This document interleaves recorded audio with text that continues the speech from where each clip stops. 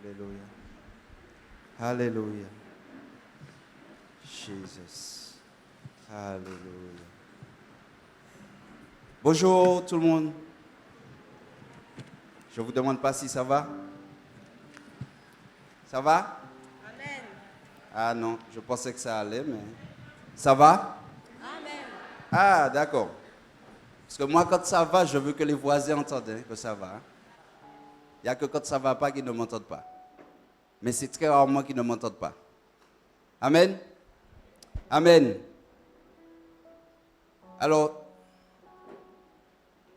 j'avais le dos tourné, je ne vous voyais pas tout à l'heure là. Et là, je vous vois différemment. Parce que tout à l'heure là, j'essayais de deviner qui était derrière moi. Et s'ils étaient tristes, s'ils avaient le sourire. Mais vous savez, c'est compliqué quand on ne voit pas. Mais je vous avoue que je suis agréablement surpris. Vous savez pourquoi? Parce que je vois de belles personnes. Amen. Amen. Et parce que je vois de belles personnes, je suppose que ton voisin, c'est aussi une belle personne. Alors je vais te dire de te tourner vers ton voisin ce matin. Tourne-toi vers ton voisin. Ah, je n'ai pas précisé lequel, si c'est celui de gauche ou celui de droite. Tourne-toi déjà vers celui de droite.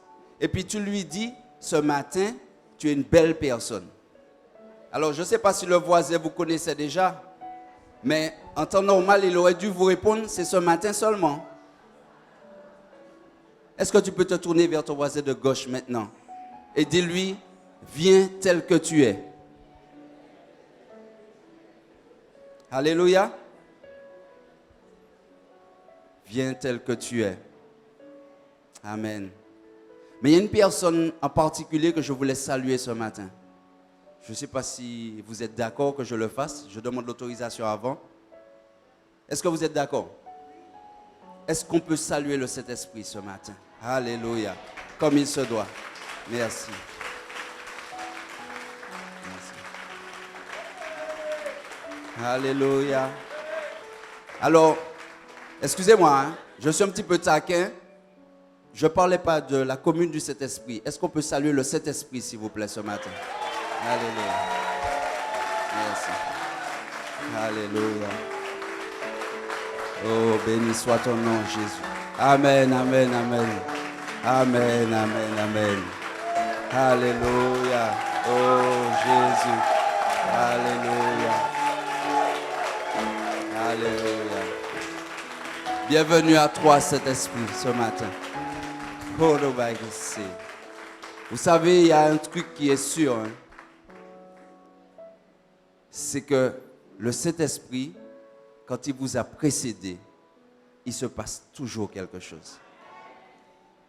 Mon épouse, alors pour ceux qui ne connaissent pas, mon épouse, Rachel, voilà, ce matin je suis venu avec mon épouse, ma maman, mes soeurs, ma belle-sœur, mon beau-frère, les sœurs de Saint-Joseph. On est venu en délégation. Amen. Amen. Et vous savez, enfin pour ceux qui me connaissent, hein, je parle de mes proches. Je suis quelqu'un, je ne pleure pas facilement. C'est pas une bonne chose, mais j'ai du mal à pleurer. Et les rares moments où je pleure, c'est quand le Saint-Esprit me touche. Et ce matin, vous savez quoi? Quand je descendais sur la route, je ne voyais pas la route parce que je pleurais, je pleurais, je pleurais. Je ne savais pas pourquoi je pleurais.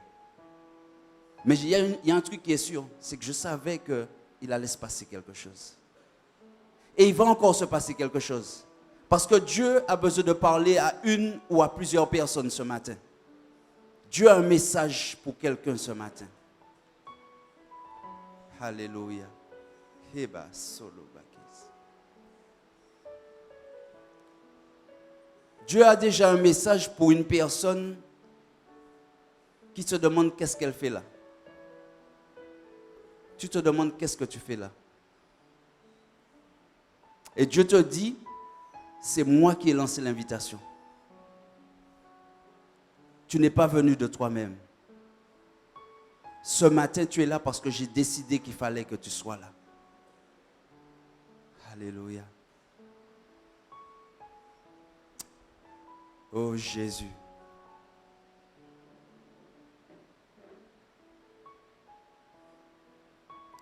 Dieu veut parler à une personne ce matin.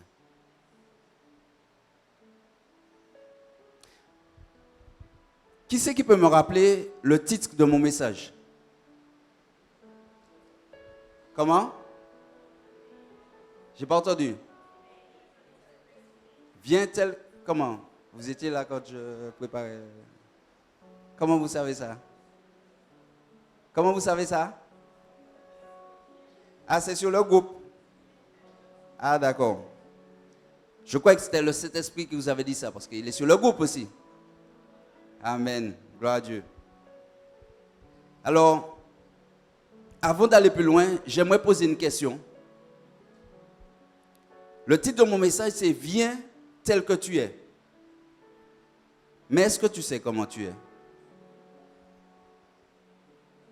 Question difficile, hein? Est-ce que tu sais ce matin comment tu es? Est-ce que tu es capable de reconnaître dans quel état tu es? Vous savez, je crois que les messages les plus compliqués à préparer, ce sont ces messages-là. Les messages qui parlent directement à nos cœurs. Les messages qui nous interpellent sur qui nous sommes. Parce que, est-ce que nous nous acceptons comme nous sommes? Et ce matin, je vous avoue, hein, j'ai eu une semaine assez chargée, assez compliquée. Je disais, mais Dieu, qu'est-ce que tu veux que je porte comme message à ton peuple? C'est un peuple qui te connaît déjà. C'est un peuple qui entend parler de toi tout le temps. Et je ne sais pas, Dieu me dirige vers « Viens tel que tu es ». Alléluia. Alors, c'est vrai que si je me base sur ce que je vois, c'est ce que je vous disais tout à l'heure là, je serais tenté de dire que tout va bien. N'est-ce pas? Que vous n'avez besoin de rien. Vous êtes tous propres sur vous, bien habillés. Alléluia. Tout beau, toute belle. Et pourtant là, pendant que j'étais assis là, mon cœur se déchirait parce que je ressentais une tristesse. Il y a une personne qui a une tristesse à l'intérieur. Il y a une personne, et je pense même qu'il y en a deux parce qu'il y en a une que j'ai déjà décelée. Alléluia. Mais je pense qu'il y a une deuxième personne qui a une tristesse à l'intérieur. Il y a quelqu'un qui sourit, mais c'est un sourire de façade. Alléluia. Ah, il ne faut surtout pas faire ça. Je vois des doigts qui pointent. C'est lui, c'est elle.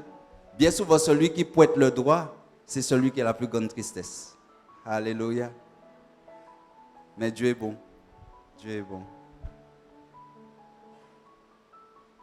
Est-ce que vous savez que Dieu sait tout? Vous savez ça?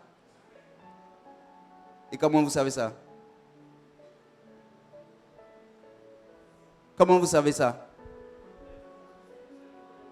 C'est lui seul qui connaît le cœur de l'homme.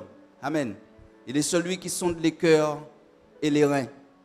Il sait ce que nous avons au plus profond de nous-mêmes. Des fois, nous voulons cacher des choses, même à notre épouse ou à nos enfants. Mais Dieu connaît toutes nos pensées, tous les recoins qui puissent exister là, à l'intérieur, il les connaît. Vous savez pourquoi? Parce que c'est lui qui nous a formés. Alléluia. Quelle est la... Alors, j'allais poser une question, mais vous allez me dire que, non. J'allais dire quel est le parent qui ne connaît pas son enfant, mais bon, aujourd'hui, on voit tellement de choses que... Mais Dieu, lui, connaît tout. Il connaît vos pensées les plus reculées. Il connaît chaque fibre de votre corps. Il connaît vos cris. Il connaît vos joies. Il sait quand tu pleures. Est-ce que tu sais qu'il sait quand tu pleures? Et des fois, tu te dis, mais Seigneur, je crie, je pleure, je gémis, et tu ne me réponds pas. Est-ce que tu sais que bien souvent, Dieu te répond au travers de tes cris et de tes pleurs? Sauf que tu n'en tiens pas compte. Alléluia. Parce qu'à ce moment-là, tu es centré sur ton problème. Tu n'es pas centré sur Dieu. Dieu n'est pas insensible. Alléluia. Dieu n'est pas insensible. Dieu connaît chacun de nos problèmes. Et j'ai un scoop pour vous. Il avait déjà prévu une solution pour chacun de nos problèmes. Alors si nous sommes au courant de ça, pourquoi est-ce que nous disons encore, Seigneur, Seigneur, tu ne réponds pas à mes problèmes? Il a la solution à tous nos problèmes. Alléluia. Alléluia. Rien ne lui est caché. Le Dieu dont je parle est omnipotent. Vous savez c'est quoi omnipotent? On l'a chanté ce matin. Il est tout puissant. Il est omniprésent. Vous savez ce que ça veut dire omniprésent? Il est partout à la fois. Donc, il est même là où tu ne l'imagines pas. J'ai un autre scoop pour vous. Même le matin, quand tu vas te libérer, Dieu est là. Tu sais ça? Amen. Amen. Et s'il va là où personne ne peut aller, parce que des fois c'est difficile de rester quand tu te libères, ça veut dire qu'il est partout. N'est-ce pas? Alléluia. Mais il est aussi omniscient. Ça veut dire quoi omniscient? Il sait tout. Il sait tout. Il n'y a rien que tu puisses lui cacher. Tu vas cacher à tes parents, tu vas cacher à ton mari, tu vas cacher à ton épouse, tu vas cacher à ton voisin, tu vas cacher à ton collègue de travail. Mais Dieu sait tout. Tout. Il n'y a vraiment rien qu'on puisse lui cacher. Le seul qui a essayé de faire ça, vous connaissez l'histoire. Jonas, il s'est retrouvé où? Dans le ventre d'un gros poisson. Alléluia. Donc, on est là, on n'a pas essayé ça. Hein? N'est-ce pas? Et c'est vrai que tu es dans ce lieu et peut-être que tu te dis aussi, je ne suis pas à ma place. Je ne sais pas, peut-être qu'on t'a invité, peut-être que tu n'es pas venu de ton propre chef. Mais là encore, je veux te dire que Dieu entend même quand tu dis ça. Même si tu ne l'as pas prononcé, tu l'as pensé, Dieu a entendu aussi. Et il te dit que tu es le bienvenu. Alléluia. Parce qu'il avait préparé ce moment spécialement pour toi. Il y a une personne ce matin qui pense être trop sale pour être ici. Tu penses que tu es trop sale pour venir dans la maison de Dieu.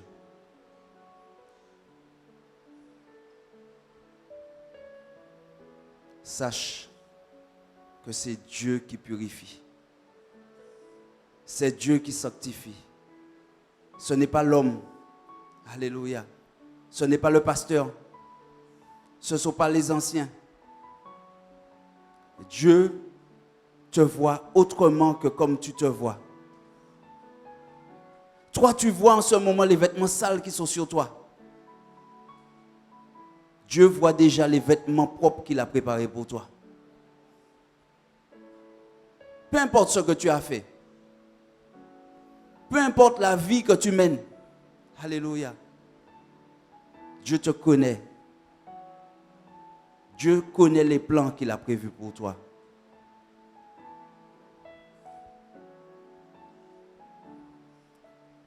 On va lire un texte. On va lire un texte. Alléluia. J'aimerais que nous puissions prendre, si vous avez vos Bibles, nous allons prendre Luc, le chapitre 7. On va lire à partir du verset 36. Luc 7, verset 36.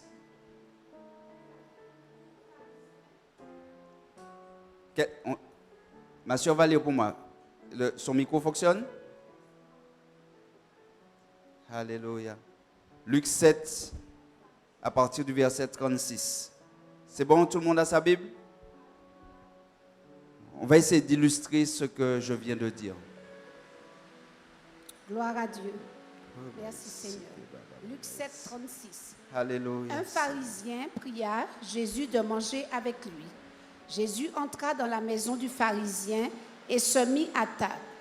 Et voici une femme pécheresse qui se trouvait dans la ville, ayant su qu'il était à table dans la maison du pharisien, apporta un vase d'albâtre plein de parfums et se tint derrière aux pieds de Jésus.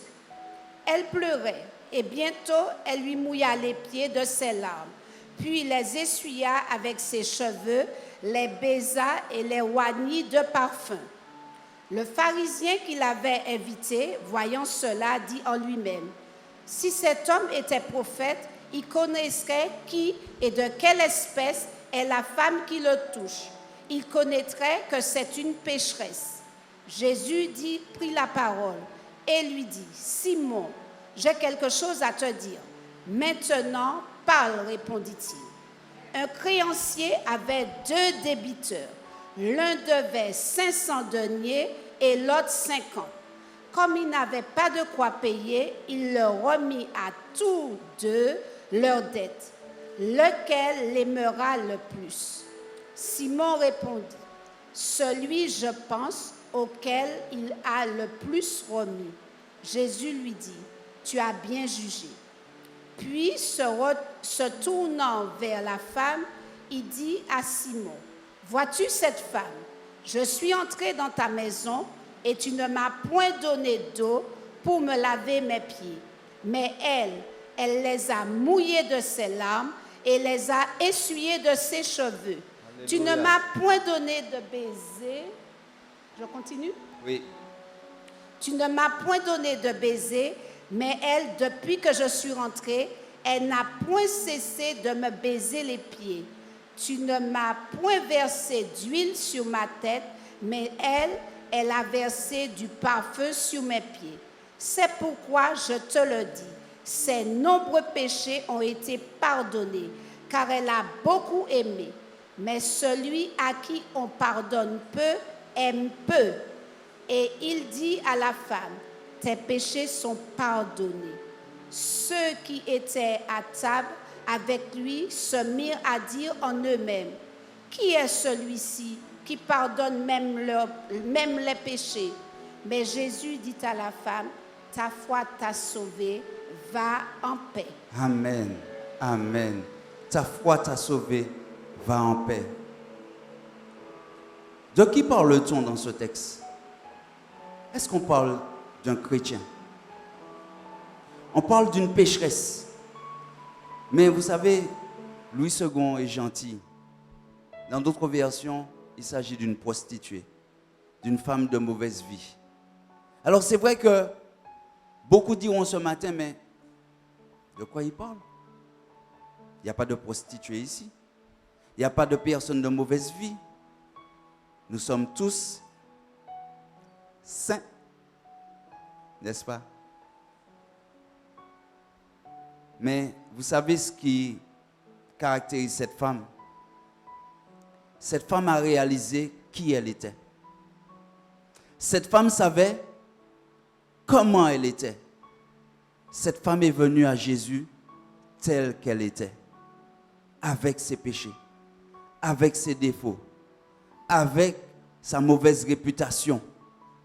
Et cette femme a fait une chose extraordinaire. C'est qu'elle s'est prosternée aux pieds de Jésus. Alléluia.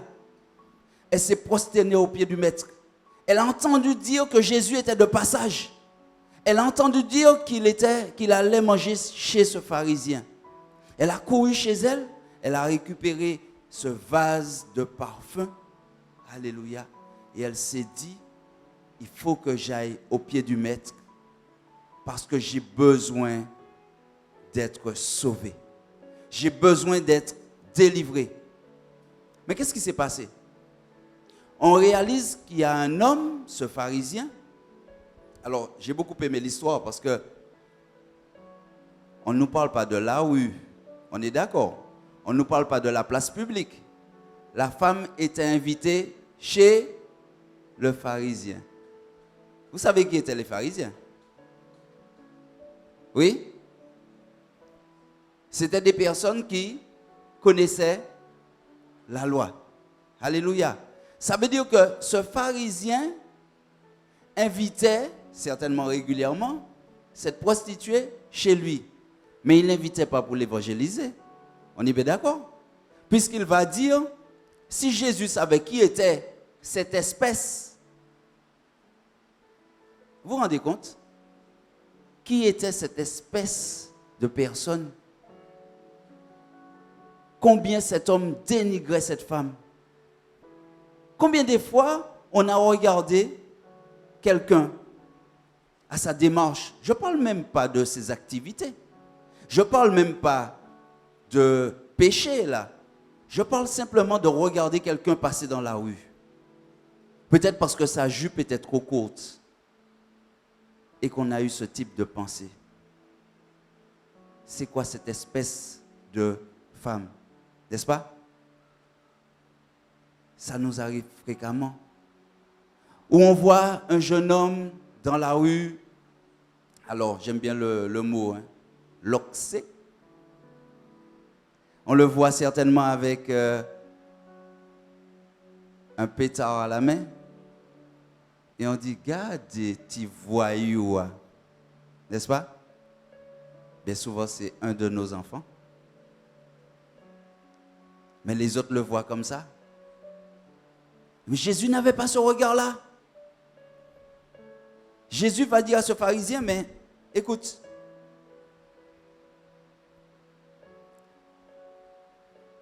si un homme a quelqu'un qui lui doit de l'argent et qu'il rend la dette à ces deux personnes, enfin qu'il a deux personnes qui doivent de l'argent, il y en a un qui donne, allez, on a dit 50 deniers, l'autre, je ne sais plus, 10, 500 et 50, lequel aura le plus mérité, on va dire entre guillemets. Et il va dire c'est celui qui a donné le plus. Pourquoi? Parce que cette femme, quand elle est venue au pied de Jésus, elle a déposé tout ce qu'elle avait. Elle a déposé au pied de Jésus tout ce qu'elle avait. On va dire qu'elle a déposé au pied de la croix tout ce qui la retenait captif. Alléluia. Elle avait besoin de délivrance. Elle avait besoin de guérison. Elle avait besoin de sortir de cette situation où elle était. Et Jésus, lui, l'avait compris. Le pharisien, non. Vous savez, il n'y a pas une faute. Il n'y a pas un péché que tu n'aies commis que Jésus ne connaît pas. Et je parle peut-être à un jeune, je parle peut-être à une jeune, je parle peut-être à quelqu'un de plus âgé. Jésus nous connaît parfaitement. Il connaît tout ce qu'on fait. Il sait quelles sont nos erreurs. Alléluia. Mais Jésus ne s'arrête pas sur tes erreurs. Jésus veut te donner la vie et la vie en abondance. Jésus est venu pour délivrer, Jésus est venu pour sauver, Jésus n'est pas venu pour juger ni pour critiquer. Et si on regarde dans la Bible, là on nous dit qu'il était chez les pharisiens et que beaucoup trouvaient ça, on va dire, pas correct, parce qu'il allait chez les gens de mauvaise vie. Et c'est ça que j'aime avec Jésus. Jésus est venu pour une mission bien précise. Sauver ceux qui ont besoin d'être sauvés. Mais j'ai même envie d'aller plus loin avec vous. Quels sont ceux qui ont besoin d'être sauvés? Est-ce que nous faisons partie de ceux qui ont besoin d'être sauvés, si vous préférez? Je suis le seul? Alléluia. Gloire à Dieu. Parce que souvent, nous pensons que tout nous est acquis. Alléluia. Mais Jésus dit qu'il est venu pour tous ceux qui ont besoin d'être sauvés et d'être délivrés.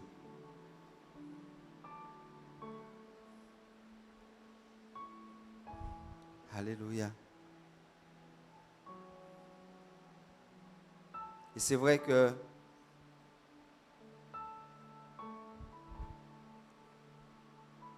cet homme avait vu en cette femme, ce pharisien, une espèce pécheresse. Jésus lui a vu une âme à sauver. Alléluia. Jésus est venu pour les âmes à sauver.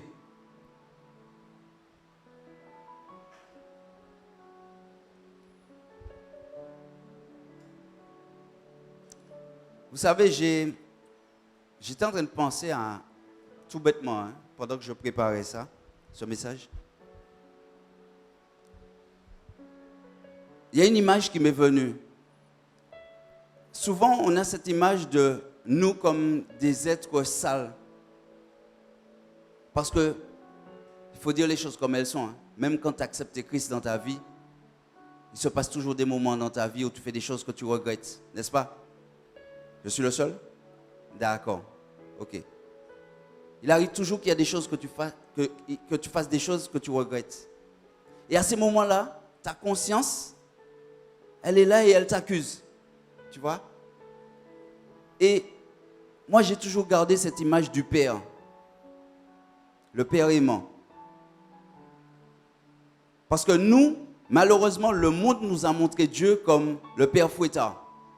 Alors que Dieu est un Dieu d'amour. Amen. Dieu est un Dieu d'amour. Dieu ne regarde pas à tes fautes. Dieu n'aime pas le péché. On est bien d'accord. Ça, c'est clair. Dieu n'aime pas le péché. Mais Dieu t'aime, toi. Il aime ta personne. Il aime ce que tu as à l'intérieur. Il te voit différemment que comme toi, tu te vois. Et c'est vrai que toi, tu te vois sale. Et moi, il y a cette image qui m'est venue. Il y a des parents ici? Ok? D'accord. Quand vos enfants vont jouer dans la cour, alléluia, et que, allez, ils jouent dans la boue, ils jouent dans la terre, ils jouent dans tout ce que vous voulez. Et là, on réalise que l'enfant, à un moment, il se salit. Est-ce que votre amour pour lui a diminué à ce moment-là? Non? Pour Dieu, c'est pareil. Parce que moi, il y a ma maman qui est là, elle pourra en témoigner.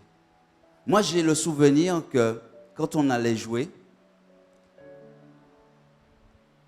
elle nous envoyait jouer. Mais pendant qu'on allait jouer, elle préparait déjà le vêtement de rechange. Et elle se disait, une fois qu'ils ont fini à la douche, elle nous nettoyait bien propre, n'est-ce pas? Vêtements et goûter. C'est bien comme ça que ça se passe chez vous. Oui? Dieu, c'est la même chose. Dieu, c'est la même chose. Oui, tu as eu ta vie où tu as fait des choses. Mais Dieu, lui, ne te voit pas comme ça. Il ne te voit pas comme perdu. Alléluia. Dieu, il voit ce qu'il a prévu pour toi, les vêtements de rechange qu'il a prévus pour toi. Dieu, il te voit déjà sauvé. Alléluia. Mais Dieu n'attend que toi. En fait, il y en a qui se battent avec Dieu pendant des années. J'ai jamais compris ça. Ou même j'entends, j'ai même l'impression qu'il y en a qui ont ce raisonnement. En fait, vous leur parlez de Dieu régulièrement et ils se disent, moi ça rentre tellement froid dans le péché que mon cher, si c'est l'enfer, on nous aller. Vous savez qu'il y en a qui pensent comme ça. J'ai un ami, j'avais témoigné de ça, je ne sais plus si c'est ici. Un jour, je lui parlais de Dieu et pour lui, il est déjà rentré tellement loin dans son truc, la drogue et compagnie. Il m'a dit, vous avez Mel qui prend plomb. Vous avez compris? Vous avez corps Mel qui prend plomb. J'ai dit, mais est-ce qu'il réalise ce qu'il dit? Mais non. Dieu ne pense pas comme ça. Amen. J'aimerais que nous puissions prendre un autre texte. Alléluia. Un autre texte qui toujours nous parle de l'amour de Dieu et de comment Dieu nous voit contrairement à ce que nous pensons. Ce texte est dans Luc 15. Vous connaissez l'histoire. Luc 15. Et là encore, si on regarde ne serait-ce qu'au début de Luc 15, le verset 1er nous dit « Tous les publicains et les gens de mauvaise vie s'approchaient de Jésus pour l'entendre. » Donc, il n'y avait pas que des chrétiens qui allaient vers Jésus. Il y avait aussi les gens de mauvaise vie. Et les pharisiens, les scribes murmuraient, disant « Cet homme accueille des gens de mauvaise vie et mange avec eux. » Jésus avait l'habitude d'aller manger avec les gens de mauvaise vie. Est-ce que ça t'arrive? Est-ce que ça t'arrive d'aller vers ceux qui ont une vie mauvaise? Je n'ai pas dit de te vautrer dans le péché avec eux. Je parle d'aller vers eux. Parce que vous savez, des fois, on est tellement... Excusez-moi, je parle un peu franchement. On est là entre nous, n'est-ce pas? On se connaît. On est tellement sanctifiés qu'on évite d'aller vers ceux qui ont besoin de la grâce de Dieu. Parce qu'on les trouve trop sales. Ah, pas moi, et puis Elia. Ah, moi, pas qu'à aller là. Et puis, des fois, tu sais quoi? Pasteur, je ne sais pas si j'ai le droit de dire ça. Ton frère t'invite dans la communion de son fils. Ou qu'à pas aller? Parce que, comme c'est une communion, je ne vais surtout pas aller dans ça. Je ne vais pas quoi de communion. Je ne vais pas quoi de baptême, petit maman, je ne vais pas aller dans ça. Mais qui est-ce qui dit, ce n'est pas la bonne Dieu ou pas les bons monde? Il faut qu'on arrête. Des fois, on met tellement de doctrines là où Dieu n'en a pas mis. Ce n'est pas ça que Dieu attend de nous, bien-aimés. Dieu attend de nous de l'amour, de la compassion. Alléluia. De la miséricorde. Alléluia. Et vous savez, j'ai eu l'occasion de partager ça. Ça me revient comme ça. Regardez le premier miracle de Jésus. Juste le premier miracle de Jésus. On fait une petite pause, un petit arrêt sur image. Jésus était dans un mariage. Alléluia. Tous les chrétiens, on est pour ça. On est pour les mariages. Amen. Pas pour les baptêmes, pas pour les communions, mais pour le mariage. Bon, bref. Jésus était dans un mariage. On dit à Jésus qu'il manque du vin. Attention, tous les chrétiens, on ne boit pas de vin. On ne boit pas de vin. Et l'alcool, ce n'est pas bon, on ne boit surtout pas de vin. Jésus va transformer l'eau en vin. Est-ce que ça veut dire que Jésus a bu le vin avec eux? Jésus a compris une chose. C'est que si je ne parle pas de si je ne pas montrer comment la épio, je perds yo. Est-ce que vous avez compris ça? Vous avez compris ça? On fait trop souvent ces erreurs, bien-aimés. Et on passe à côté de tellement de bénédictions, de tellement de miracles. Alléluia. Parce que Dieu nous attend là où on n'est pas. Dieu ne nous attend pas toujours là où on pense que nous, on doit être. Mais vous savez à quel moment on sait où on doit être avec Dieu? Quand on développe une intimité avec lui. Amen. Quand on développe une intimité avec lui. Non pas des prérogatives, non pas des... Vous savez, alors, moi, il y a un truc qui m'interpelle. C'est que souvent, on met en avant l'interdiction avant la bénédiction. Est-ce que vous comprenez ce que je veux dire? Des fois, on va prêcher à quelqu'un la parole, mais on lui dit tellement de « tu ne dois pas faire, tu ne dois pas faire, tu ne dois pas faire, tu ne dois pas faire, tu ne dois pas faire » que, au lieu de lui dire simplement « Jésus t'aime ». Amen. Dieu attend de nous que nous parlions de son amour, que nous disions aux autres que oui, il les aime et qu'il veut que tous soient sauvés. N'est-ce pas ça ce que Dieu veut? Que tous soient sauvés. Alléluia. Revenons à mon texte. Alléluia. Luc 15. Je vais le lire rapidement. Vous connaissez l'histoire. C'est l'histoire du fils prodigue. Je ne sais pas si tout le monde connaît cette histoire. Luc 15, verset 11, il est dit, un homme avait 2 fils. Le plus jeune dit à son père, mon père, donne-moi la part de bien qui doit me revenir. Et le père lui partagea son bien. Peu de jours après, le plus jeune fils, ayant tout amassé, partit pour un pays éloigné. Alléluia. Vous avez compris? Il s'est éloigné de Dieu. Alléluia. Lorsqu'il eut tout dépensé, point pays éloigné où il dissipa son bien en vivant dans la débauche. Lorsqu'il eut tout dépensé, une grande famine survint dans ce pays et il commença à se trouver dans le besoin. Il alla se mettre au service d'un des habitants du pays qu'il envoya dans ses champs garder les pourceaux. Il aurait bien voulu se rassasier des carouges que mangeaient les pourceaux, mais personne ne lui en donnait. Étant rentré en lui-même, il dit: combien de mercenaires chez mon père ont du pain en abondance, et moi ici je meurs de faim. Je me lèverai, j'irai vers mon père et je lui dirai: mon père, j'ai péché contre le ciel et contre toi. Je ne suis plus digne d'être appelé ton fils. Traite-moi comme l'un de tes mercenaires. Et il se leva et alla vers son père. Comme il était encore loin, son père le vit et fut ému de compassion. Il courut se jeter à son cou et le baisa. Le fils lui dit: mon père, j'ai péché contre le ciel et contre toi. Je ne suis plus digne d'être appelé ton fils. Mais le père dit à ses serviteurs: apportez vite la plus belle robe et l'en revêtez. Mettez-lui un anneau au doigt et des souliers aux pieds. Amenez le veau gras et tuez-le. Mangeons et réjouissons-nous, car mon fils que voici était mort et il est revenu à la vie. Il était perdu et il est retrouvé. Et nous disons Amen. Amen. Ce fils, alléluia, avait décidé de vivre sa vie, de mener sa vie comme bon lui semblait. Et peut-être qu'il s'était dit comme mon ami, ça avait comme elle qui prend plomb. Le problème, c'est qu'il a pris du plomb. La Bible nous dit qu'il a pris du plomb. Il mangeait cochon. Alléluia. Vous imaginez? Vous avez déjà vu un saut de manger cochon? Oui? Ah, d'accord. Bougari était faim tellement qu'il était obligé de manger cochon. Alors que chez son père, il avait tout ce qu'il lui fallait. Il avait tout en abondance.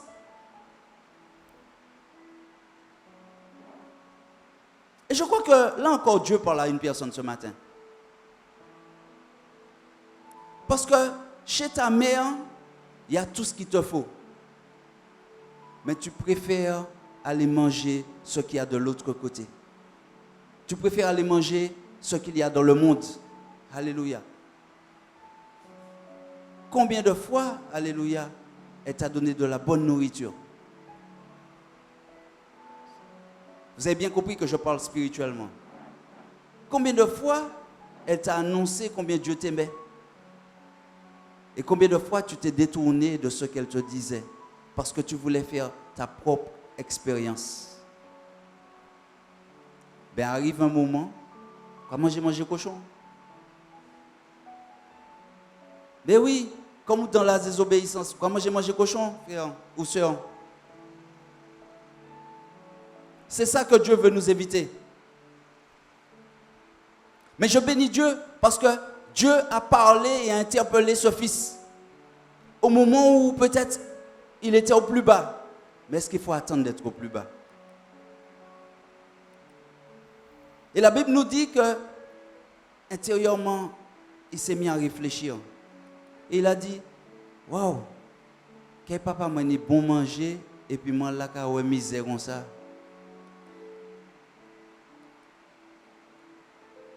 Alléluia. Mais Dieu est bon. Dieu est bon. Alléluia.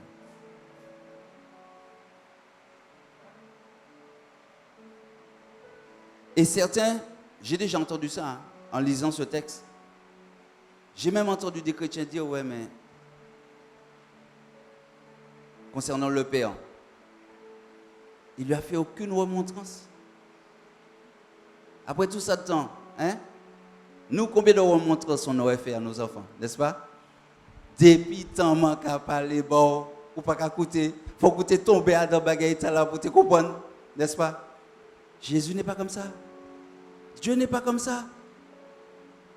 Le Père là n'était pas comme ça. Le Père va ouvrir ses bras et il va dire: mais mon fils, viens, allez. J'avais préparé des vêtements parce que quand tu es parti là-bas, je savais que tu allais te salir. Alléluia. J'avais déjà préparé des vêtements pour ton retour. Est-ce que tu pries pour tes enfants pour leur retour? Est-ce que tu as déjà préparé les vêtements? Parce que, alléluia, il y a une chose qu'il faut qu'on comprenne. Si tu crois que ton enfant reviendra, tu as déjà préparé les vêtements. Si tu n'y crois pas, là tu baisses les bras. N'est-ce pas? Tout est une question de foi. Dis à ton voisin, tout est une question de foi. Vous savez quoi? Il fait chaud ici. Et afin qu'on ne s'endorme pas, j'en ai pas pour longtemps, dis à ton voisin, tout est une question de foi. Alléluia.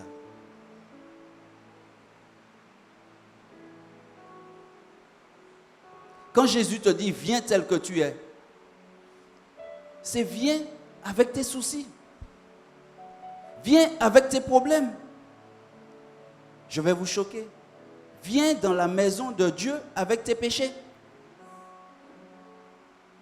J'ai choqué quelqu'un ce matin? Vous savez pourquoi? Parce que ce n'est pas là où essayer de tirer péché à dehors et pour prendre ton et pour dire que les gens pas ni péché encore mais venir que bon Dieu qui peut faire un bon. Non, viens comme tu es avec tes péchés et Dieu saura, alléluia, nettoyer ta robe.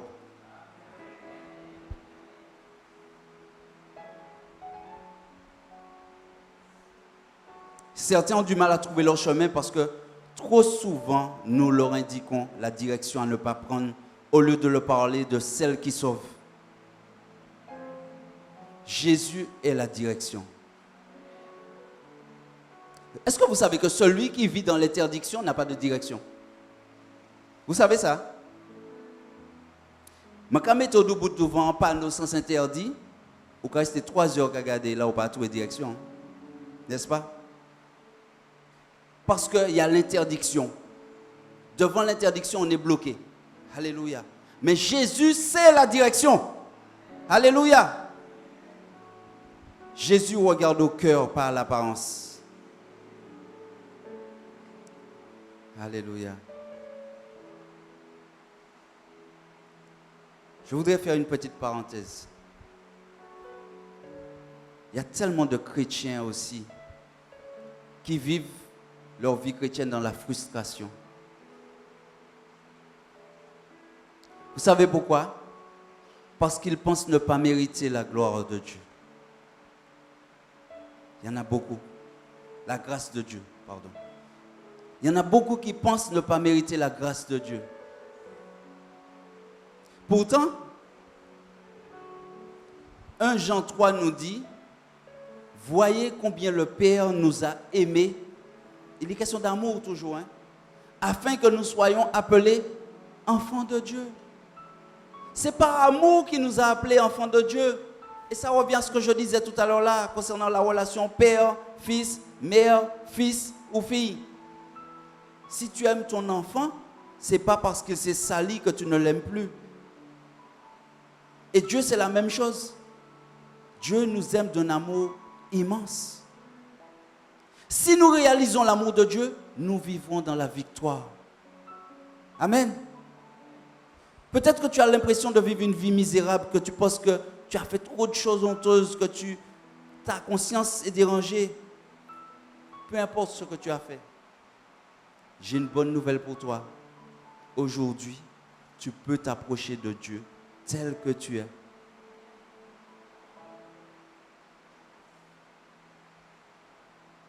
Matthieu 9, versets 12 et 13 dit, ce ne sont pas ceux qui se portent bien qui ont besoin de médecins, mais les malades. Car je ne suis pas venu appeler les justes, mais les injustes. Alléluia. Vous savez quoi? À la croix, Jésus a porté tous nos péchés. Passé, présent et futur. Ok? Passé, présent et futur. Celui qui accepte une fois pour toutes le sacrifice de Jésus, il est libéré de son passé. Il y a tellement de personnes qui vivent encore dans leur passé. Jésus t'a libéré, mais tu es encore dans ton passé. Parce que tu as eu une mauvaise vie. Qui c'est qui a une mauvaise vie comme moi? Qui c'est qui a une mauvaise vie comme moi? Il y en a beaucoup, et je sais ça, parce que j'entends souvent les mamies dire, j'ai un petit peu long conseil, qui vient, ben, ils vivent là, si vous saviez, j'aurai un jour le temps de vous raconter mon témoignage. Mais mon pâté bon, pièce. Mais c'est Jésus qui est passé par là. C'est Jésus qui a fait de moi celui que je suis aujourd'hui. Alléluia. Et je n'ai point honte de l'évangile parce que c'est une puissance qui libère. Alléluia. Donc, tout partout où je vais prêcher Jésus-Christ ressuscité. Amen. Amen. Alléluia. Colossiens 2,13 dit, vous qui étiez morts en raison de vos fautes et de l'incirconcision de vos corps, il vous a rendu à la vie avec lui. Il nous a pardonné toutes nos fautes. Alléluia. Il a effacé l'acte dont les ordonnances nous condamnaient. Mais vous savez quoi? Ce n'est pas en phrase magique qu'il a. Si tu ne confesses pas de ta bouche Jésus-Christ Seigneur, et si tu ne crois pas dans ton cœur que Dieu l'a ressuscité des morts, tu ne peux pas être sauvé. N'est-ce pas? On entend souvent dire, ah, nous sommes tous des enfants du bon Dieu. Non, on devient des enfants de Dieu. Je ne serai pas plus long parce que je ne sais pas. Alléluia. Béni soit ton nom. C'est vrai que j'aurais tellement de choses à partager dessus, mais ce n'est pas ça le plus important. Je ne vous connais pas ici, enfin, à part certains. Je sais juste une chose, c'est que quand j'ai dit au Seigneur, je monte au Robert ce matin, le Seigneur m'a fait comprendre qu'il va se passer quelque chose au Robert et qu'il a quelque chose à dire à quelqu'un au Robert. Alors, je ne te connais pas, je ne connais pas ta famille, je ne connais pas ta vie, je ne sais pas de quoi tu vis. Est-ce que toutes les personnes qui sont présentes ici ont déjà accepté Jésus-Christ comme Sauveur et Seigneur? Alléluia. Est-ce que toutes les personnes ici présentes ont déjà accepté Jésus-Christ comme Sauveur et Seigneur? Parce que vous savez quoi? Je vais vous dire très sincèrement. Dieu n'a pas permis, alléluia, que je vous parle ce matin pour que ça rentre là et que ça ressorte là. Celui qui n'a pas Jésus-Christ comme Sauveur et Seigneur, alléluia, n'a pas la vie éternelle. Il n'y a pas 36 chemins. C'est soit la vie éternelle ou la mort éternelle. Et j'aimerais parler aussi à des chrétiens ce matin. Est-ce que tu fais une différence entre accepter Jésus-Christ comme Sauveur et accepter Jésus-Christ comme Seigneur? Parce que souvent nous répétons des choses, mais est-ce que nous comprenons le sens des choses? C'est quoi accepter Jésus-Christ comme Sauveur? C'est quoi? Celui qui accepte Jésus-Christ comme Sauveur, c'est parce qu'il veut être sauvé. On est d'accord? Est-ce que tout le monde a accepté Jésus-Christ comme Sauveur? Alléluia. Est-ce qu'il y a une personne ce matin qui n'a pas encore fait cette démarche et qui souhaiterait la faire? Est-ce qu'il y a une personne ce matin qui n'a pas encore accepté Jésus-Christ comme Sauveur et qui souhaiterait faire cette démarche? Est-ce que je peux juste voir ta main? Je vais prier avec toi. Est-ce qu'il y a une personne ce matin qui n'a pas encore fait cette démarche? Peut-être qu'il y a des luttes intérieures. Peut-être que vous savez, j'ai déjà vu tellement de personnes qui ont entendu des appels sur appels, et qui se sont dit, c'est pas encore le moment. C'est pas encore mon temps. Dieu fera. J'aurai le temps, etc. Mais s'il y a un truc qui ne se désemplit jamais, c'est les habits d'obsèques. Tous les jours, il y a des morts. On ne peut rien faire contre ça. Tous les jours, il y a des morts. Alors, si tu attends le dernier moment, tu prends un risque. Ce matin, je te donne une occasion d'accepter Jésus-Christ comme sauveur. Alléluia. Est-ce qu'il y a une personne? Est-ce qu'il y a une personne? Ok. Il n'y a personne. Gloire à Dieu. Donc ça veut dire que tous ceux qui sont là ont déjà accepté Jésus-Christ comme sauveur. Béni soit l'Éternel. Maintenant, je vous pose une deuxième question. C'est quoi accepter Jésus-Christ comme Seigneur? Alors beaucoup me diront, mais moi je l'ai accepté comme sauveur et Seigneur. On m'a fait faire la prière, mais c'est ce que j'ai dit. Seigneur, je t'accepte comme sauveur et Seigneur. Alléluia. C'est quoi accepter Jésus-Christ comme Seigneur? Comment? C'est renaître de nouveau. Amen. C'est le laisser diriger notre vie. C'est le laisser diriger notre vie. Et ça fait toute la différence. Tu peux l'avoir accepté comme sauveur dans ta vie et qu'il ne soit pas le maître de ta vie. Est-ce que ce matin, il y a une personne, alléluia, qui n'avait pas encore compris ça? Ou qui a du mal à laisser Jésus diriger sa vie? Parce que, mais là, soyons honnêtes. C'est pas évident. C'est pas évident. Des fois, nous essayons de faire des bails par nous-mêmes. Mais c'est avec l'aide de Dieu. Dieu t'a vu. Est-ce qu'il y a encore une autre personne? Dieu t'a vu. Est-ce qu'il y a encore une autre personne? Dieu t'a vu. Dieu t'a vu. Est-ce qu'il y a encore une autre personne qui veut dire à Jésus ce matin, je veux que tu sois le Seigneur, que tu règnes pleinement dans ma vie, que tu diriges ma vie, parce que j'ai essayé, mais de moi-même, je n'y arrive pas. Est-ce qu'il y a encore une personne? Je ne vois pas dehors. Donc s'il y a quelqu'un, s'il y a une main qui se lève, dites-moi, parce que je ne vois pas dehors. Alléluia. Est-ce qu'il y a encore une personne? Dieu t'a vu. Est-ce qu'il y a encore une personne qui veut dire, Seigneur, je veux que tu sois? Dieu t'a vu. Est-ce qu'il y a encore une personne? Dieu t'a vu. Est-ce qu'il y a encore une personne? Alléluia. Il n'y a pas d'âge. Vous avez vu, il y a des jeunes qui lèvent la main. Dieu t'a vu, madame. Est-ce qu'il y a encore une personne? Il n'y a personne d'autre? Alléluia. Tous ceux qui ont levé la main, est-ce que vous pouvez vous mettre debout? Alléluia.